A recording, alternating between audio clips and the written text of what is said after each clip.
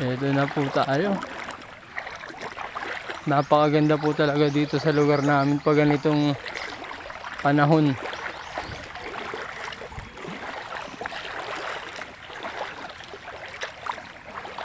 Ayun po. Ayun, may mga tagbak oh. Tagbakan po yan dun.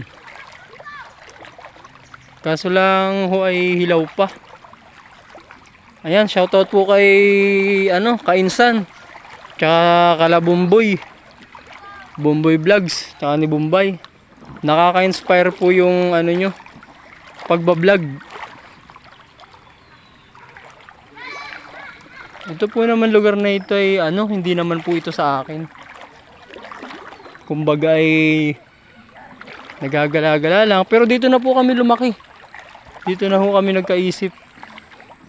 Ako po talaga ay taga Calawag ay napalipat lang ho kami dito.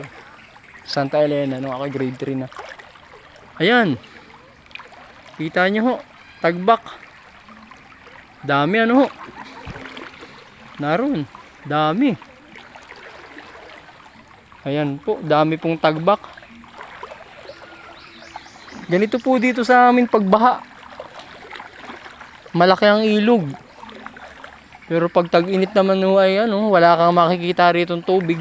Pwedeng daanan ito ng sasakyan. Natatandaan ko na ako'y bata pa nung nag-Il Niño.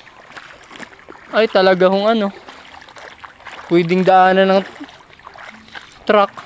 Walang katubig-tubig yan. Nakikita nyo yan. Ay igang-iga. Ayan oh.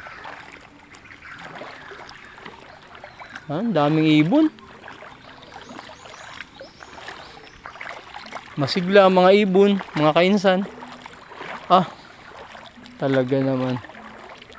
Na-inspire talaga ako kay kainsan ay. Shoutout sa'yo, Anthony Habala, Kuya Anthony. Katukayo. Ayan oh. Ganda.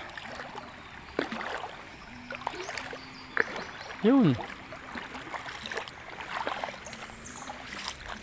Narito ang mga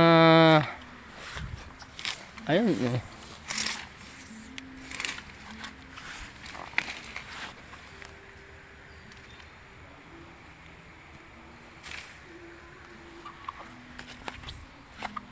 Dami ho ditong mga ibon.